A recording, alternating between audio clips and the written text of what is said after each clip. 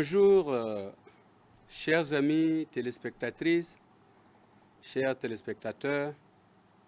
Vous qui suivez CVK LVD à l'heure là, nous vous saluons dans le précieux et beau nom de notre Seigneur Jésus-Christ. Aujourd'hui, je voudrais m'entretenir avec vous, vous qui suivez l'émission La Voix de Christ par les ondes de l'Église de la Mission Apostolique, sur un thème qui dit ceci: la temporalité de la vie terrestre. La temporalité de la vie terrestre. Prions. Père éternel, Dieu d'amour, que ce moment que nous allons partager ensemble soit un moment béni pour chacun de nous. Que tous ceux qui nous suivent sachent que notre vie terrestre est pour un temps. Nous ne pouvons pas vivre éternellement sur cette terre, mais il y a une autre vie au-delà qui nous attend. Mais que nous sachions gérer cette vie terrestre, temporaire, selon ta volonté. Bénis ceux qui nous suivent, bénis cette maison, que ce temps soit un temps béni pour chacun de nous, au nom de Jésus. Amen. Chers frères et sœurs qui nous suivez à présent, comme je l'ai déjà annoncé, la temporalité de la vie terrestre. Qu'est-ce que cela veut dire? Cela veut simplement nous dire que la vie terrestre est temporaire. La vie terrestre va un jour passer. Mais toi et moi, nous devons nous poser la question de savoir, après cette vie qui va bientôt prendre fin, où irons-nous? Et que faisons-nous aujourd'hui pour garantir la vie à venir qui est éternelle, qui n'est plus temporaire? Si cette vie terrestre va passer, que devons-nous faire? La Bible nous conseille que, compte tenu que cette vie va un jour passer, nous devons préparer notre vie qui ne passe pas. Préparer notre vie non temporaire que nous appelons la vie éternelle. C'est pourquoi dans la parole de Dieu, nous allons lire un passage dans l'Ecclésiaste. Ecclésiaste, c'est un sage homme de Dieu qui a écrit et qui a dit quelque chose sur le temps. Il a dit dans Ecclésiaste, chapitre 1, nous allons lire le verset 1 jusqu'au verset 3, qui dit ceci: Tout est vanité. Parole de l'Ecclésiaste, fille de David, roi à Jérusalem. Vanité des vanités, dit l'Ecclésiaste. Vanité des vanités, tout est vanité. Que reste-t-il à l'homme de toute la peine qu'il se donne sous le soleil? C'est pour dire,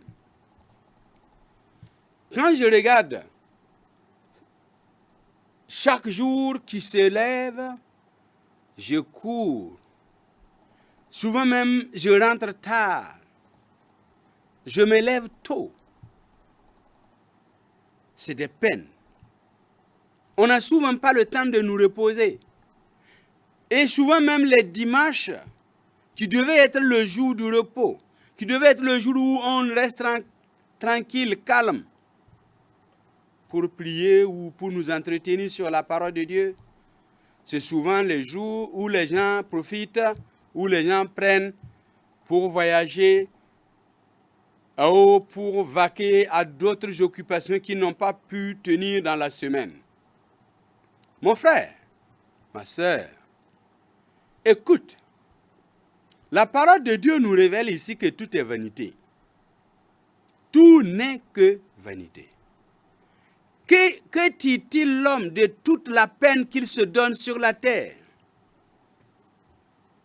quand je regarde, ceux qui sont riches luttent pour ne pas devenir pauvres. Et ceux qui sont pauvres luttent pour devenir riches. Les malades luttent pour ne pas mourir. Et les bien portants luttent pour ne pas tomber malades. Mais est-ce que c'est pour autant que l'on peut éviter l'un ou l'autre? Non. Il arrive souvent que des riches deviennent pauvres. Il arrive que des pauvres du moins, deviennent riches. Eh bien, il arrive que les malades, au lieu de guérir, ils meurent. Il arrive que les bien portants, au lieu de continuer à être bien portants, tombent malades. Tout est vanité. Ça veut dire, tout passe. Toute chose passera. Mais ce qui ne va jamais, au grand jamais passer, c'est la vie que tu vas choisir après la mort. Que tu vas choisir sur cette terre pour vivre après la mort. Aujourd'hui, ce que Dieu veut que nous retenions et que nous devons savoir que tout ce que nous possédons va un jour passer. Voilà pourquoi il faut construire une amitié solide avec ce Dieu d'Israël. Et pour construire cette amitié avec ce Dieu d'Israël, il faut chercher à avoir Jésus-Christ dans ta vie. Et là, si Jésus est dans ta vie, si Jésus est avec toi, le jour où tu vas quitter cette terre, ou ce monde qui va un jour passer là, eh bien, c'est Jésus qui t'amène dans son royaume. Quand on regarde dans les évangiles, le jour où on a crucifié Jésus, il y avait deux brigands qui ont été eux aussi crucifiés, l'un à droite, l'autre à gauche de Jésus. Alors, ces deux brigands-là, chacun va parler, chacun va dire un mot. La parole de Dieu nous dit que l'un des brigands, au lieu de savoir que Jésus est le Fils de Dieu qui peut lui donner la vie éternelle, non. Pour lui, il met en cause même l'autorité de Jésus, la puissance de Jésus, en lui disant, n'as-tu pas dit que tu es fils de Dieu? Si tu es fils de Dieu, il faut te sauver toi-même. Et puis sauve-nous. C'est-à-dire, quand vous regardez sa façon de parler, il veut dire, si tu étais celui que l'on entendait parler, et si tu étais réellement ce que nous entendions parler, tu dois faire quelque chose ici. Mais nous voyons que toi-même, tu n'arrives pas à te sauver, à plus forte raison de sauver d'autres personnes. C'était son jugement. Par contre, l'autre brigand, son collègue, n'a pas eu la même pensée. Lui, il avait la pensée de l'éternité. Lui, il avait la pensée du royaume de Dieu. Lui, il avait la pensée de la vie à venir. Et encore, il avait foi que ce Jésus-là est le maître de la vie à venir. Est le maître de la vie qui ne finit pas, que nous appelons la vie éternelle. Et lui, il va parler. Regardez, il va commencer à faire des reproches à l'autre brigand qui est son collègue, qui a mal parlé, qui a douté de l'autorité de Jésus. Il a dit, écoute-toi, ne crains-tu pas Dieu? Ne crains-tu pas Dieu? Regarde, toi et moi, nous ne faisons que de recevoir ce que nous méritons. Nous étions des brigands, nous étions des voleurs. Nous faisions du mal, des torts à des gens. Mais celui-là, il a fait quoi? Au contraire, il guérissait les malades, il ressuscitait les morts, il chassait les démons. Ça veut dire qu'il ne faisait que du bien. Mais regarde le sort qu'on lui a réservé. Ce sort-là est la même chose que le nôtre. Pourquoi? Il faut craindre Dieu. Parce que cet homme que l'on appelle Jésus, qu'on appelle fille de David, ne devait pas mourir ou du moins être maltraité comme on le fait aujourd'hui pour nous. Et voilà. Et comme il avait la pensée de la vie à venir, il savait que dans peu de temps, il va quitter ce monde. Dans peu de temps, il va abandonner tout ce qu'il avait amassé. Il va abandonner ses proches. Il va abandonner ses amis. Tout va passer. Tout deviendrait vanité dans peu de temps. Tout deviendrait inutile dans peu de temps pour lui. Il a pris conscience de ce problème.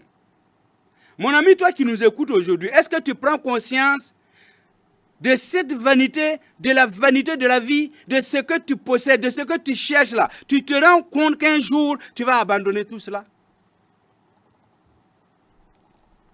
Il faut réfléchir un peu.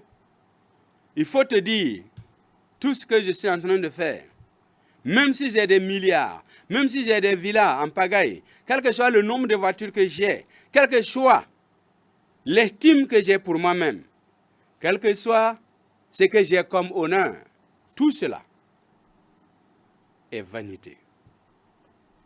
Il faut te rendre compte de cela et de savoir que il y a une vie qui t'est réservée si tu choisis et si tu décides de choisir Jésus, de choisir Dieu, de marcher avec Dieu. Ce monsieur, ce brigand sur la croix, a fait des reproches à son ami en lui disant de craindre Dieu. Pourquoi ne crains-tu pas Dieu? Ne sais-tu pas que nous méritons ce que nous recevons aujourd'hui? Mais cet homme n'a rien fait. Et aussi, ce brigand a compris que c'est Jésus qui était sur la croix avec eux, était la personne qui détenait la clé de la vie éternelle après la mort. Est-ce que tu te rends compte? Est-ce que tu sais que Jésus détient la clé de la vie éternelle après la mort? Non. Peut-être que tu ne le sais pas. Oui. Beaucoup prient. Chacun se dit homme de Dieu ou enfant de Dieu. Mais ce n'est pas ça le problème. Tu peux t'appeler qui que tu veux. Tu peux t'appeler Jean-Pierre, tu peux t'appeler Pierre, tu peux t'appeler André, tu peux t'appeler qui que tu sois. Ce que tu dois savoir,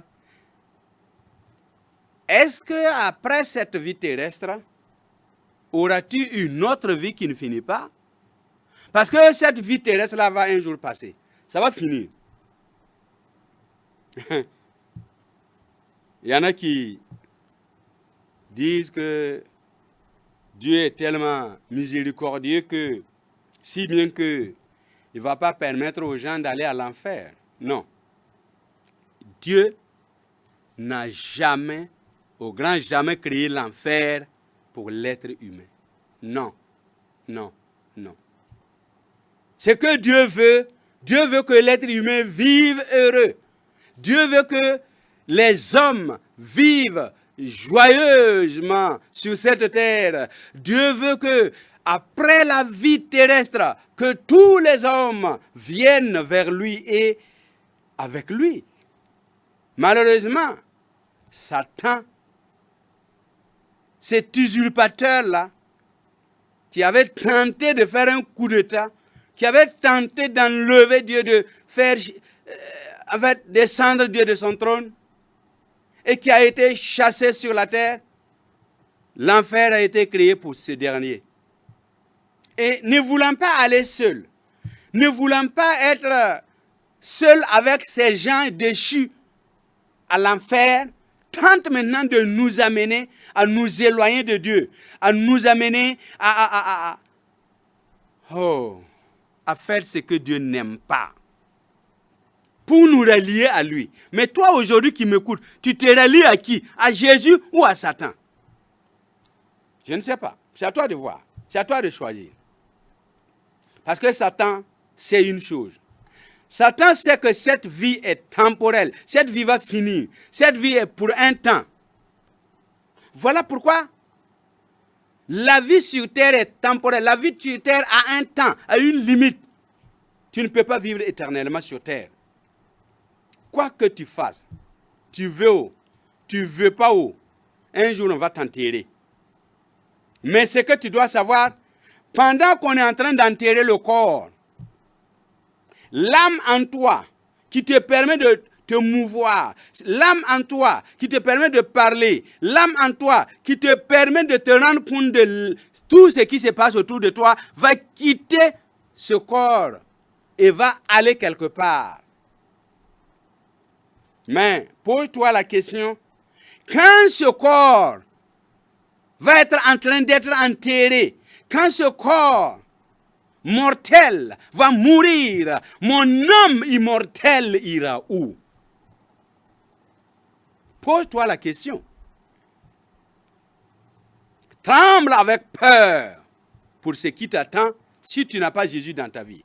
Tremble avec peur parce que si tu n'as pas Jésus dans ta vie, si tu n'as pas ce Fils de Dieu, Dieu puissant, oh, malheur à toi parce que tu iras à l'enfer. Ce n'est pas parce que Dieu n'est pas miséricordieux. Ce n'est pas parce que Dieu n'a pas compassion de toi. Ce n'est pas parce que Dieu ne t'aime pas. Dis-toi bien, quand tu as des enfants, tu as beau aimer tes enfants, tu as beau chérir tes enfants, si ces enfants-là refusent de demeurer chez toi, refusent de rester dans la maison, ils ne peuvent pas être bénéficiaires de tous les biens que tu possèdes. Voilà pourquoi tu dois te rendre compte que la joie est temporaire. Ta santé est temporaire. Les amis que tu as sur cette terre aussi est temporaire. Tes voitures, tes belles villas, tes belles femmes, tes beaux hommes, tes beaux habits, tout ce que tu as là, tout cela est temporaire. Ce que tu dois savoir est que le Dieu de toute grâce te fait grâce aujourd'hui de te dire que pour que dans cette temporalité de vie, tu réalises que tu n'es qu'un élément passager, que tu choisisses d'être avec Jésus. Le Dieu de toute grâce qui vous a appelé, qui vous parle aujourd'hui, vous dit, choisis la vie afin que tu vives. Voilà pourquoi l'Éternel, Dieu Tout-Puissant te dit que tu dois savoir que la souffrance de Job a pris fin. La souffrance du peuple d'Israël a pris fin. La famine qui a eu lieu plusieurs années, tout cela a pris fin. Vous qui écoutez CVK LVD, vous qui suivez cette émission La Voix de Christ par les ondes, où iras-tu après la mort? Où iras-tu après cette temporalité de vie terrestre? Après ce temps passager, où iras-tu? Pose-toi la question. Tu iras où? Cherche à vivre heureux après cette vie terrestre. Que tu sois riche, que tu sois pauvre, que tu sois chef, que tu sois président, que tu sois ministre, quelle que soit ta position sociale sur cette terre, tu vas un jour passer et tu vas faire face à l'Éternel. Si tu rates le paradis, tu ne rateras pas l'enfer. Mais je prie que tu rates l'enfer pour aller au paradis. Que Dieu te bénisse. Que Dieu nous aide à choisir d'appartenir à ce Jésus pour garantir l'avenir radieux, pour garantir notre vie éternelle après la mort. Tout est vanité sur tête. Tout est vanité sur cette terre. Tout est vanité. Tout passera. Seul notre vie, notre âme ne passera pas. Parce qu'il va avoir cette continuité de vie après la mort. Que Dieu t'aide à bien choisir. Que Dieu t'aide à bien réaliser que même si les choses passent, que tu puisses avoir cette vie éternelle qui t'est réservée, toi qui as choisi Jésus. Soyez bénis. Père, permets que nous puissions faire un bon choix dans cette vie qui passe. Que nous puissions choisir de vivre heureux avec toi après la mort. Même si toutes nos richesses, tout ce que nous possédons passe, que nous puissions être avec toi dans l'au-delà pour toujours. Que la gloire te revienne. Au nom de Jésus. Amen. À la prochaine. Que Dieu vous bénisse.